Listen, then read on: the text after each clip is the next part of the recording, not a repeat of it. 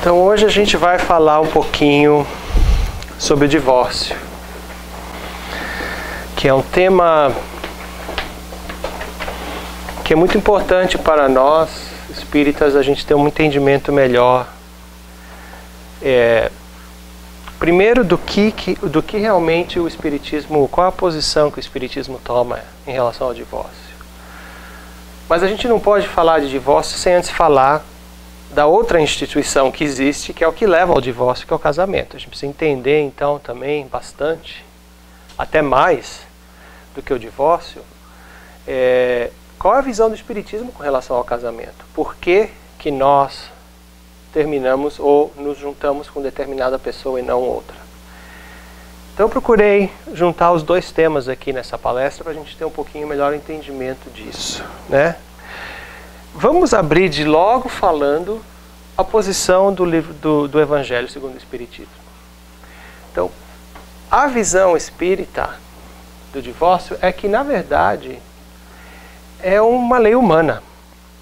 Nada mais é do que um processo de separação legal do que uma coisa que já estava separada de fato a nível de coração.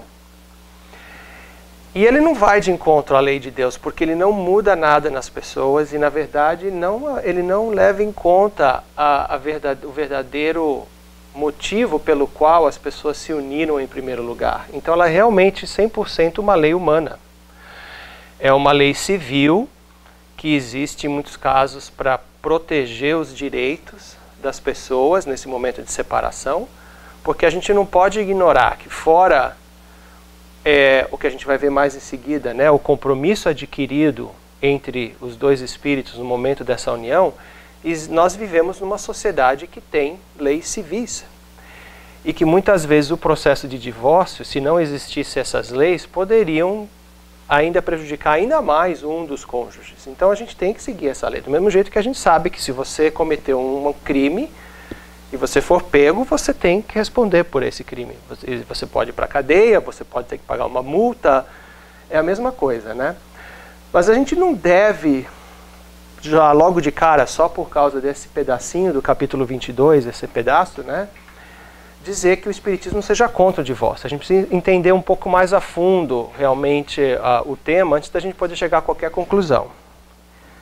Então eu queria gastar um pouco de tempo com vocês sobre a visão espírita do casamento, ou realmente da união de dois espíritos em comunhão de vivência. Porque o casamento em si também, como nós o denominamos, não deixa de ser outra lei do homem. É um papel que você assina, que diz que a partir daquele momento, o que é meu é teu, nós temos comunhão de bens, nós temos responsabilidade pelos filhos, mas nenhuma religião necessariamente... Bom, existem religiões que consideram o casamento como um sacramento também da igreja e tudo mais. Mas para o espírito, a comunhão de vivência de dois espíritos, do espiritismo, isso é o que realmente vale. Então, quando Kardec perguntou no Livro dos Espíritos,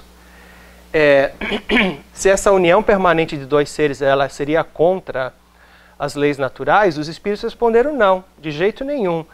Porque a união de dois seres é a parte do progresso da marcha da humanidade. É necessário.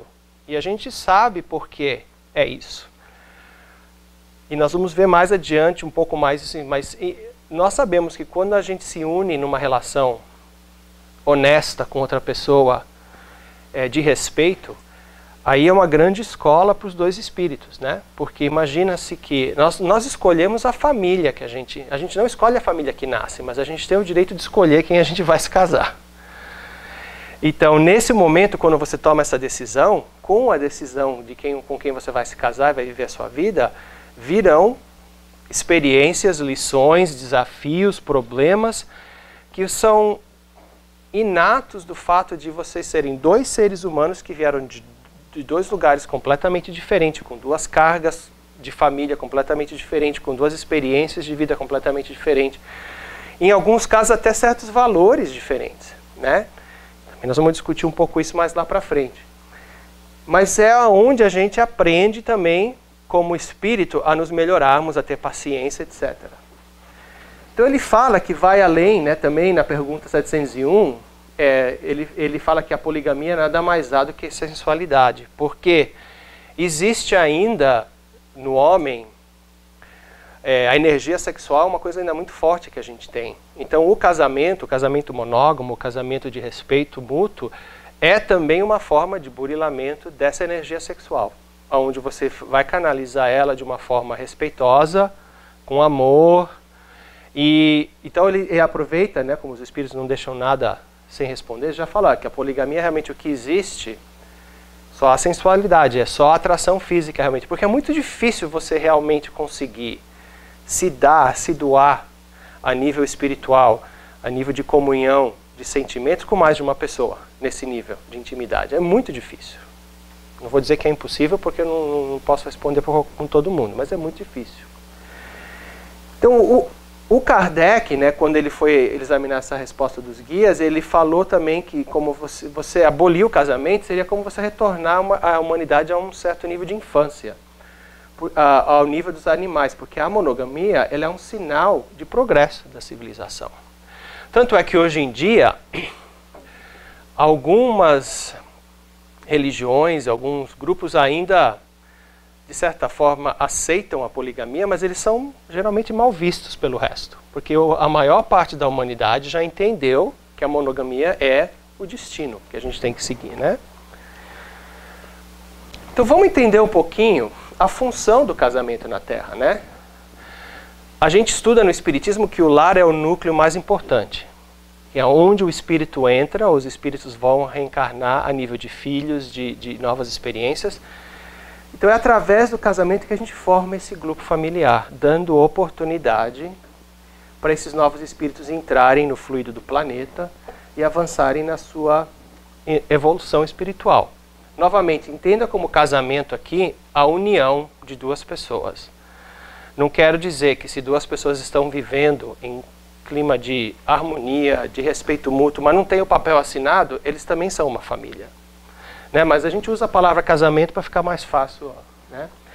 Então a gente sabe que o primeiro é a mais importante escola, o lar. É onde nós realmente desenvolvemos as nossas primeiras habilidades sociais, de como a gente se relaciona com o mundo lá fora, onde a gente aprende dos nossos pais os valores. Então é importante que esse lar seja criado e fundamentado num espírito de comunhão, de interesses, de valores, de respeito, de amor. Né? É onde também nós temos essa oportunidade de permuta afetiva. O que é esperado de um casamento é que você comece então a ter essa troca harmônica e sadia de energias. Nós sabemos que tudo na vida da gente é energia. Ainda mais quando você está num relacionamento com outra pessoa, essa troca de energia é constante.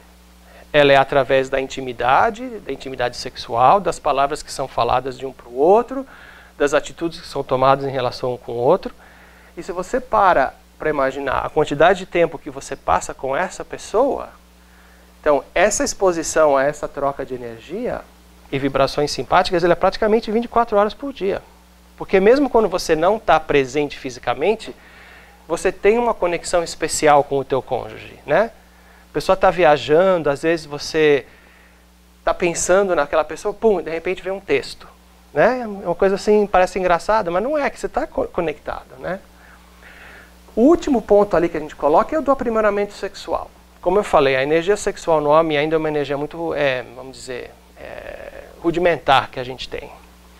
Então o casamento é um dos elementos mais efetivos para você burilar esse instinto sexual.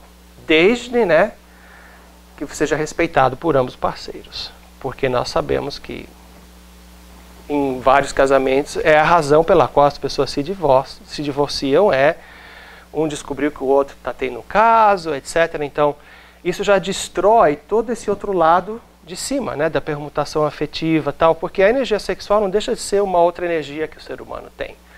Então, quando você divide essa energia com uma outra pessoa que não é o seu cônjuge, você está quebrando esse vínculo que você tinha com essa pessoa, né? Então, eu tirei um trechinho aqui da Joana, que ela falou que, em verdade, o que mantém o matrimônio não é o prazer sexual, porque ele é sempre fugidio, né? Mesmo quando inspirado pelo amor, mas é sim a amizade que responde pelo intercâmbio emocional, através do diálogo, do interesse nas realizações do outro, na convivência compensadora, na alegria de sentir-se útil e estimado. Então, antes de você ter... Eu já ouvi falar várias vezes que a melhor coisa do mundo é você se casar com seu melhor amigo.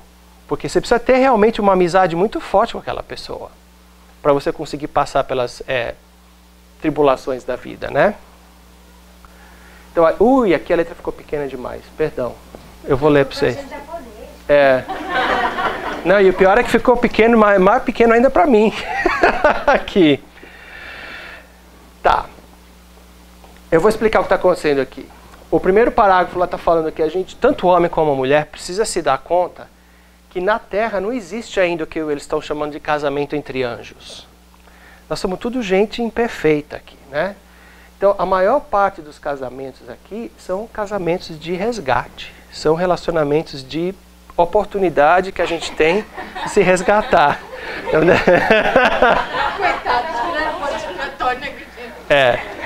Então, aqui do lado que eu pus, foi um outro trecho que eu achei num trabalho do Martin Speralva, que ele categoriza os tipos de casamentos. Ele fala, então, tem os casamentos afins, que são aqueles que são formados pelos espíritos simpáticos, etc., onde há uma verdadeira afeição da alma. Geralmente eles sobrevivem à morte do corpo, eles continuam no lado espiritual, pouco comuns na Terra. Eu devia ter posto isso em negrito e grifado. Pouco comuns na Terra. Aí tem os transcendentais, que esses são realmente daquelas almas enobrecidas. Esse aqui nem fala que existe na Terra, porque não tem. Não adianta nem querer. Aí tem aqui, ó, os três que categorizam o nosso caso aqui, os provacionais. São as uniões entre almas mutuamente comprometidas, que estão juntas para pacificarem as consciências ante erros graves perpetrados no passado e, simultaneamente, desenvolverem os valores da paciência, da tolerância e da resignação. São os mais comuns. Quem é casado sabe, né? Já não precisa nem explicar. Estava lendo aqui, o pessoal já estava, opa, levanta a mão. Tem os sacrificiais, são aqueles onde existe realmente uma diferença muito grande entre os cônjuges. Aqueles em que, por exemplo, um espírito de mais alta envergadura que aceitou se unir a uma outra pessoa para ajudá-lo no seu progresso espiritual. Nós também temos esses casos na Terra, né? Agora, bastante complicado, né? Porque aquele espírito mais avançado, não obstante, está na Terra. Então ele não vai lembrar de tudo que ele se comprometeu. Então aí ele realmente tem que ter muita paciência e pedir muito auxílio para o plano espiritual para não desistir disso daqui. Porque é uma carga pesada, né? E aí tem os que eles chamam de acidentais, que são aqueles que não foram programados no mundo espiritual e geralmente eles acontecem por causa de afeição física, sem nenhum tipo de emoção, ou por conveniência monetária, etc. e tal. Porque a gente não pode esquecer que, embora talvez no lado espiritual a gente tenha se comprometido espiritualmente com alguma pessoa, aqui na Terra a gente tem o nosso livre-arbítrio. Então a gente pode escolher o que a gente vai fazer. E de repente, naquele momento da tua vida, você escolhe se unir com uma outra pessoa ao qual realmente não era o seu destino de fazer isso, mas que você se deixou levar ou pela beleza física, ou pelo fato de que, sei lá, juntando os dois, vocês poderiam ter uma vida mais confortável financeiramente, não ter tanto problema, tanta dívida, etc. Aqui a lista vai, né? Mas esses são muito difíceis de durar, porque está faltando o ingrediente principal, que é aquela comunhão de valores, do amor, etc. Pode até crescer a chegar a ter isso, né? Porque a gente nunca sabe o que pode acontecer. Então ele termina dizendo que Deus permite nas famílias encarnações de espíritos antipáticos ou estranhos com o duplo fim de servir de prova a uns e de avanço aos outros. Então, o que aquele lado está dizendo, e eu gostaria de poder ler um pouco melhor, mas está difícil. Porque aqui, quando eu passo para cá, fica menor ainda a tela, fica desse tamanho. Então ele está dizendo que para o casamento conseguir sobreviver, é importante que as pessoas tenham, antes de mais nada, uma atração espiritual pela outra. E que ambas estejam conectadas e unidas por Deus e submissos à lei de Deus. Então, a gente sabe no lado espiritual que uma das formas que a gente tem de ressarcir as dívidas que a gente tem com alguma pessoa, que a gente causou algum mal ou vice-versa, é através da nova encarnação. Então a gente pode vir na nova encarnação ou na forma de filho, ou na forma de pai, ou na forma de cônjuge, né? E esse acordo às vezes é feito e propiciado aos próprios espíritos que eles entrem em comum acordo que eles vão voltar dessa forma, mas quando a gente chega aqui esqueceu.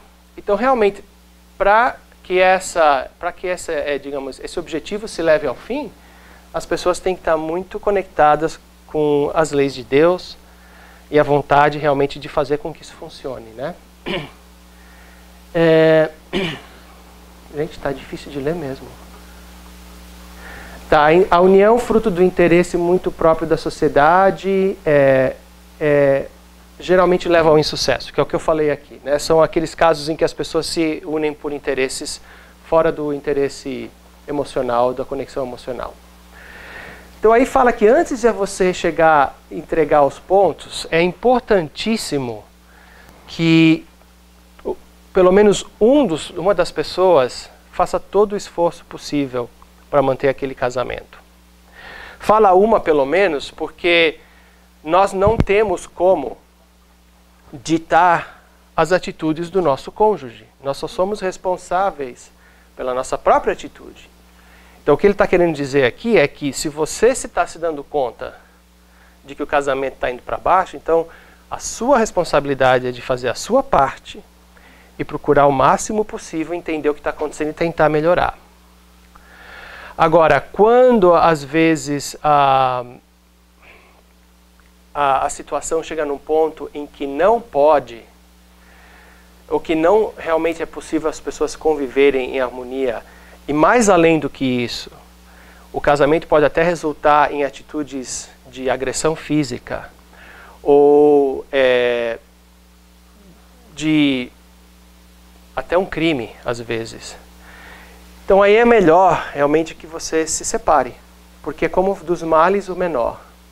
Mas o que o texto está dizendo aqui também é que indubitavelmente aquele compromisso que você adquiriu com aquela alma que você não completou, você vai ter que completar de alguma forma. Oh. Well, thank you.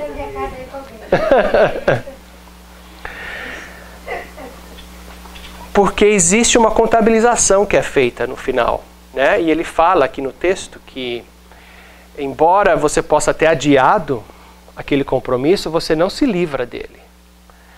Existiu uma razão pela qual você, nessa encarnação, se viu casado com uma pessoa em união com tal pessoa. Se chegou num ponto realmente que a situação ficou tão impossível que é melhor a separação, tudo bem. Mas então você pode ter certeza que em algum outro momento, numa próxima encarnação, vocês dois vão se encontrar novamente para continuar aquele trabalho. Pode ser que a relação já não seja naquele ponto de marido e mulher, ou de cônjuges.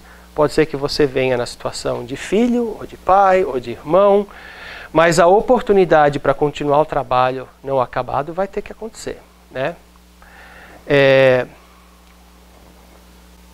Então a gente fala aqui que o Evangelho, ele já falou, né, que no começo eu já expliquei para vocês que o divórcio nada mais é que uma medida humana. O espírito esclarecido, o homem ou a mulher, ele deve aprender a renunciar o benefício de sua paz e do seu reajuste, pois sabe que não existe na Terra uniões legalizadas ou não, que não tenham vínculos graves no princípio da responsabilidade assumida em comum. Então, para nós espíritas que entendemos e aceitamos que nós somos responsáveis muitas vezes pela decisão de termos essa união nessa encarnação, é mais importante ainda você entender isso. Existe um compromisso assumido. Aqui na Terra, quando a gente assume um compromisso com alguém e você assina um papel com aquilo, você não se livra daquele compromisso, né? Você, sei lá, assinou uma nota promissória, você tem que cumprir com aquilo. No plano espiritual não é diferente. Você tem esse compromisso, você tem que resgatar, cedo ou tarde você vai. Então ele fala aqui, né? Sabe que se fugir do resgate de hoje, vai voltar amanhã na companhia de que ele tentou se afastar. Então isso começa então a mostrar para a gente que o Espiritismo não é necessariamente contra o divórcio, mas ele jamais recomenda o divórcio como sendo a primeira atitude a ser tomada. Uma das coisas que acontece hoje em dia muito na sociedade é que o divórcio virou a primeira coisa que acontece, em muitos casos. Nenhum dos dois está disposto a pôr o trabalho, o entendimento, a resignação para tentar fazer esse relacionamento ir para frente. Existem várias coisas que podem ser feitas. Existem muitos recursos hoje em dia que existem para a pessoa poder procurar auxílio, conversar fazer terapia de casais, procurar a igreja, procurar a religião a qual acredita para ter apoio, etc. Mas a realidade é que o divórcio hoje em dia ficou uma coisa muito simplificada na cabeça das pessoas. Ah, eu vou casar, se não der certo, separa. Então, peraí, antes de casar, é muito recomendável que você passe pelos dois estágios que existem há muito tempo, que é o namoro e o noivado. Porque isso dá uma boa ideia, ainda mais hoje em dia, né, gente? Que há muito tempo atrás, você namorava no sofá, um em cada canto, né? E os pais, às vezes, no meio, segurando a vela. Aí você começava a ter noivado, não mudava muito. Você podia ir num cineminha, mas sempre tinha alguém junto ali de olho, não acontecia nada. Gente, hoje em dia, todo mundo conhece a outra pessoa na intimidade há muito tempo antes de se casar. Então não tem essa desculpa mais de que eu me casei e não sabia. Tudo bem, nada prepara ninguém à convivência do dia a dia. Mas hoje em dia você tem a oportunidade de ter essa convivência antes mesmo de você assumir o compromisso final. Como namorado, como noivo, vocês podem ter essa comunhão já como se fosse casado e ter uma decisão ali, se funciona, não funciona, vamos para frente ou não vamos, né? Mas tem muita gente que não se preocupa com isso porque acha, tá bom, se não der certo, separa. E aí que você vê que tem gente que tem 4, 5 casamentos nas costas, né? Pior ainda, tem filhos em todos eles. E embora os filhos não devam ser a única razão pela qual uma pessoa fique junto com a outra, é uma das mais importantes, né? Porque se a gente lembrar lá do começo, quando fala que a unidade familiar é onde você vai abrir as portas para esse espírito voltar à encarnação na Terra, se você desfaz aquela união, você está privando essa criança ou essas crianças de terem aquele lar formado. Agora, quando o lar formado é de pura briga, desrespeito, agressão física, então aí você está fazendo até um bem para a criança de se separar, porque eles veem tudo.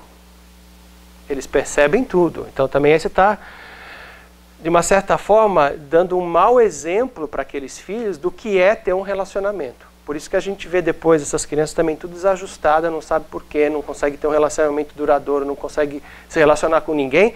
Quando você vai olhar, é tudo problema de origem de família. Não tiveram uma escola certa dentro de casa, né? Então ele não deve ser nunca facilitado ou estimulado. Você tem que fazer todos os esforços possíveis para que isso não aconteça. A não ser que os relacionamentos se tornem impraticáveis, chegando mesmo ao ponto, como eu falei, de perigo de crime ou do suicídio. Agora, também é importante você lembrar de que quem causou o divórcio, se não foi de mútuo acordo, como muitas vezes acontece, quem causou o divórcio? Se o outro, por causa daquele divórcio, acabar tomando uma decisão lamentável na vida dele ou dela e tudo, aquele que foi responsável pelo divórcio tem mais dívida ainda. Porque ele, de certa forma, propiciou a possibilidade do cônjuge cometer um erro que não deveria ter cometido. Então aí a lei de causa e efeito entra de novo, né? Não só você adiou a sua responsabilidade, mas você adquiriu mais uma pequena dívida.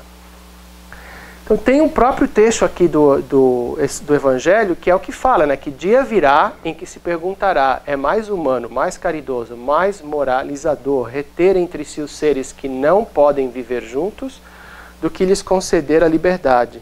Essa é a perspectiva de uma cadeia indissolúvel, não aumentará os números de uniões irregulares. Então veja que aí está a palavra do Evangelho, né? É como ele fala lá em cima. É como cortar um membro para você fazer uma amputação de uma perna para prevenir a morte. Não é das melhores coisas, mas se o que está em jogo é a vida, vamos tirar a perna, né? Vamos tirar um braço. É o que está querendo dizer aqui. Oi. Lembrando que o Evangelho, quando foi escrito, né? Pois é. Naquela época, falar em divórcio, falar em separação, era uma coisa assim. A gente está falando por simplicidade. Jesus falava que a única razão para o divórcio, a separação, era o adultério. Era, naquela época, a única coisa que Jesus falou nas parábolas dele, que ele justificava, era o adultério. Continua sendo, hoje em dia, uma das muitas causas do divórcio é o adultério. Mas hoje existem outras que são levadas assim muito leves, né, e consideradas como não vou nem me preocupar em fazer nenhum esforço. Aconteceu, vamos cada um para o nosso canto, é melhor. Ficou muito fácil, né? Ouvi falar que tem divórcio pelo drive-thru agora. Bom, Você tanto casa... deve ser em Vegas, né? Deve ser em Vegas. Você entra num, casa, sai, já brigou no próximo farol, já põe lá no GPS o outro, já acha, já divorcia. Só pode ser lá. Olha, gente, eu fui divorciado uma vez. E é uma coisa que eu me pergunto o tempo todo, né? Tipo, o que será disso?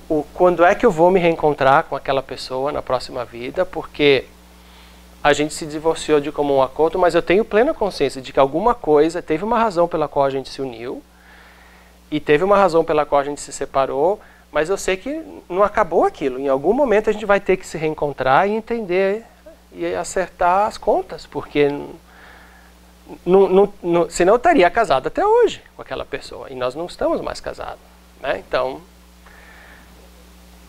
eu já falei sobre isso aqui, da parte que a gente tem que ter muito cuidado com as lesões afetivas. A gente não tem o direito de brincar com os sentimentos das pessoas. Então, se está indo para o caminho do divórcio, se a gente pensar no conceito principal do Espiritismo, que é a lei do amor e a lei da caridade, então você tem que ter muito cuidado e muita caridade e muito amor para com a outra pessoa. E fazer desse processo de separação o menos doloroso possível para os dois lados. Nós já entendemos que nós estamos desfazendo alguma coisa que com certeza em algum momento a gente vai ter que pegar de novo e continuar o trabalho, mas pelo menos se vai desfazer, desfaz com caridade. Tem muita gente que se divorcia em um estado terrível de briga, de animosidade, acaba tendo processo judicial, não sei o quê, por coisa assim, por quê? Por dinheiro, por não sei o quê, por casa, por propriedade. E uma união que começou no amor acaba no ódio, que é a pior coisa que pode acontecer, porque você está adquirindo mais dívida, né? Então, se tiver que separar, faça todo o possível, pelo menos do seu lado. Novamente eu vou repetir, a gente não pode se responsabilizar pelas atitudes do outro. Cada um tem o seu livre-arbítrio. Mas que a gente tenha a consciência tranquila de que nós fizemos todo o possível para minimizar as dores, os problemas dessa separação, né? Porque o Espiritismo não é uma doutrina do não, é uma doutrina de responsabilidade. Quanto mais a gente sabe que a nossa vida é uma escolha. A gente pode ir para a direita, pode ir para a esquerda. Cada caminho que a gente tomar vai ter experiências que a gente tem que passar que a gente não vai conseguir evitar. Então a gente sempre é livre para escolher, mas a gente vai ter que responder por essa escolha, né? Ele fala aqui, né, na lei divina, a semeadura é voluntária, mas a colheita é sempre obrigatória. Você semeia o que você quiser, mas se você semeou coisa ruim, você não vai colher coisa boa. Não tem jeito não. Então esse trecho inteiro foi desse Jerônimo Mendonça, nas pegadas de um anjo, que eu achei na internet, eu achei muito interessante. Ele fala, né? Bem-aventurado, pois, todo aquele que, apesar dos entraves e das lágrimas do caminho, sustentar nos ombros, ainda menos desconjuntados e doloridos, a bendita carga das próprias obrigações. Porque ninguém está aqui de férias, né? A encarnação na Terra não é férias. A gente está aqui porque a gente tem coisa para aprender e gente para ressarcir dívidas, etc. Aí eu fui um pouco mais além, procurar umas coisas aí, essas opiniões de os carinha aí que a gente conhece, né, dentro do Espiritismo. O que eles tinham para falar. Então tem Emmanuel e Herculano, aí depois temos André Luiz e a visão do Divaldo sobre o... Né, vamos tentar ler, vamos lá. Emmanuel nos fala: ergueste-o lá por amor, e tão só pelo amor conseguirá conservá-lo. Deixa eu ver se assim fica melhor. Espera aí. De repente assim fica um pouco melhor. Não, fica pior. Então vamos lá. Não será exigindo tiranicamente isso ou aquilo de quem te compartilha o teto e a existência, que te desincumbirás dos compromissos a que te empenhaste. Unicamente doando a ti mesmo em apoio da esposa ou do esposo, é que assegurarás a estabilidade da união em que investiste os melhores sentimentos. Se sabes que a tolerância e a bondade resolvem os problemas em pauta, a ti cabe o primeiro passo a fim de patenteá-las na vivência comum, garantindo a harmonia doméstica. E o último. Inegavelmente não se te nega o direito de adiar realizações ou dilatar o prazo destinado ao resgate de certos débitos, de vez que ninguém pode aceitar a criminalidade em nome do amor. Entretanto, nos dias difíceis do lar, recorda que o divórcio é justo, mas na condição de medida articulada em última instância. E nem te esqueça de que casar-se é tarefa para todos os dias, porquanto somente da comunhão espiritual gradativa e profunda é que surgirá a integração dos cônjuges na vida permutada, de coração para coração, no qual o casamento se lança sempre para o mais alto, em plenitude de amor eterno. Vem na Era do Espírito, capítulo 11, psicografado por Chico. E depois de ler tudo isso, eu passei no meu exame de vista já, porque Aí o Herculano fala: entre os interesses que podem influir na determinação do casamento figuram também a vaidade e a atração sexual, ambos elementos estranhos do amor e por isso mesmo de natureza efêmera.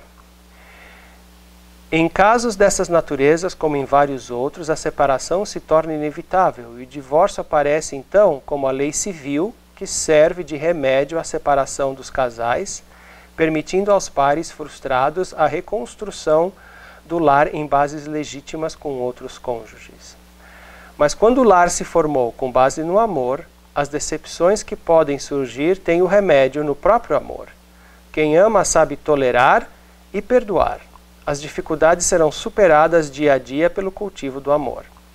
Basta que cada cônjuge se lembre de que as frustrações são recíprocas.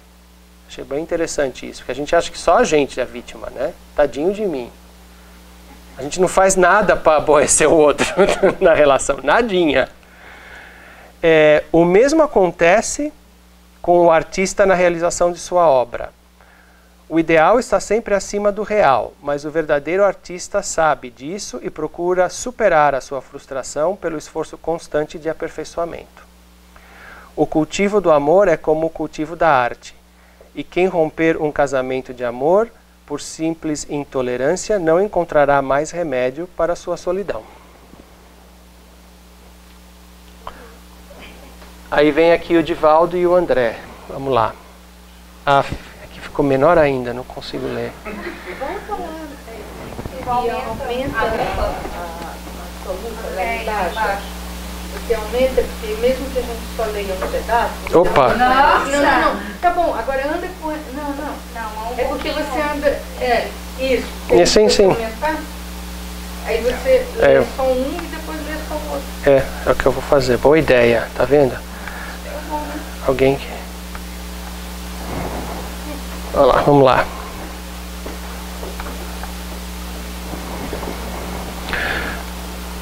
Divórcio. Edificação adiada, resto a pagar na balança do espírito devedor. Isso geralmente porque um dos cônjuges, sócio na firma do casamento, vê-lo a esquecer que os direitos na instituição doméstica somam deveres iguais. Ou seja, é como um balanço, né? Como uma conta bancária aí que ele está dizendo. Eu vou pôr um pouquinho maior porque, gente, ainda é duro ficar velho. Não dá pra... É. A doutrina espírita elucida claramente o problema do lar, definindo responsabilidades e entremostrando os remanescentes do trabalho a fazer, segundo os compromissos anteriores em que marido e mulher assinaram um contrato de serviço antes da reencarnação. Então aí a confirmação do André Luiz que a gente se compromete antes.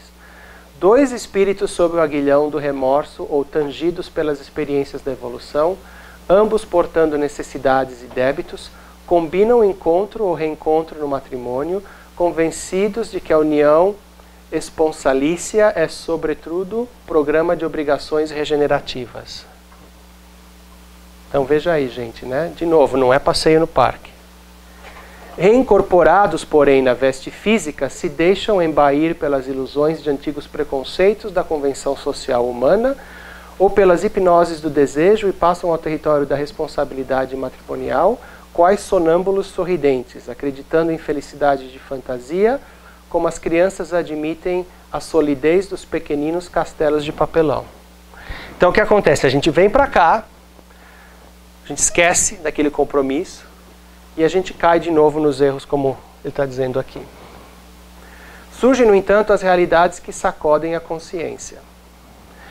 Aí descobrem, por fim, que amar não é apenas fantasiar, mas, acima de tudo, construir. E construir pede não somente plano e esperança, mas também suor e, por vezes, aflição e lágrimas. Auxiliemos na Terra a compreensão do casamento como sendo um consórcio de realizações e concessões mútuas, cuja falência é preciso evitar. Divulguemos o princípio da reencarnação e da responsabilidade individual para que os lares formados atendam à missão de que se destinam.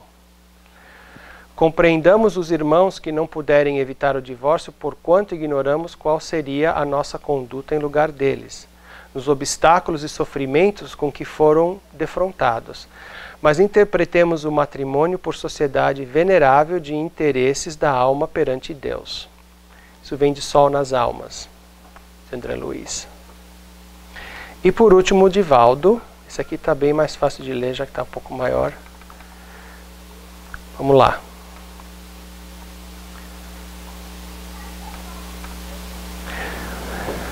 Digamos que há uns casamentos programados e outros que a precipitação programou. A inexperiência do jovem, a prevalência da natureza animal sobre a natureza espiritual do homem, faz com que ele assuma compromissos que não estavam adredemente estabelecidos e que, ao se dar conta do engano, queira regularizar a situação. Portanto, para o mal existe um remédio. O divórcio é uma medicação para minorar o mal, que é a desinteligência entre os cônjuges. Faltando a esses a elevação moral para renunciar-se em benefício da família ou para ceder a favor de seu companheiro, o divórcio vem legalizar o que moralmente já aconteceu, porque já se separaram emocionalmente ou fisicamente. Desde que acabou o amor, desfez-se o vínculo, o que não quer dizer que acabou o compromisso, porque esse pode ser postergado para uma condição de reabilitação que virá depois. Naqueles matrimônios que foram programados antes do renascimento, o divórcio seria um agravamento de responsabilidades. Mas se indagará, como saber se tal foi um matrimônio programado antes ou se foi um matrimônio precipitado? Pela capacidade de amor e resistência dos nubentes, pode-se sabê-lo. O ideal seria que se chegasse até o termo da vida com o companheiro que se elegeu. Porém, na falta de valores ético-morais e espirituais para saber se conduzir nas horas difíceis, evitando-se ligações sem amor e sem licitude, evitando-se problemas de uxoricídio e de crimes outros, melhor será legalizar a situação equívoca do que existir numa situação que se pode tornar calamitosa. Foi o que nós já lemos antes, né? Ou seja, quando está sem condições mesmo, então é melhor se separar antes de que a coisa fique pior ainda. A doutrina espírita vê como um mal necessário a solução pelo divórcio. Chegará o dia em que o homem melhor escolherá o seu companheiro com maturidade e amor e, como consequência, suportará mais as vicissitudes que advenham dessa escolha, liberando-se daquilo que se constitui uma carga aflitiva, porque ele tem os olhos postos na vida espiritual, que é a verdadeira. Então, eu acho que eu só tenho o resumo aqui. Vamos lá. Agora esse aqui dá para pôr de volta aqui e projetar. Então, resumindo, é considerado pelo Espiritismo o casamento um avanço na marcha da civilização. O divórcio só deve ser realizado em último caso, quando não existe nenhum clima de convivência entre os cônjuges. Separar-se por causa de filhos ou de problemas familiares é um erro lamentável, que vai impor consequências às pessoas que causaram isso. O Espiritismo aceita o divórcio quando os cônjuges já estão irremediavelmente separados. Então ela é só uma forma jurídica de legalizar. E os Espíritos benfeitores nos sugerem que ninguém deve dar o primeiro passo. O divórcio, na feliz expressão de André Luiz, é um compromisso adiado, saldo a pagar na contabilidade de nossas vidas. Todos os problemas gerados a partir da separação conjugal pesarão na folha daquele que lhe foi a causa. Então a gente tem que dar conta das atitudes da gente no outro lado, e a gente vai ter que responder o porquê.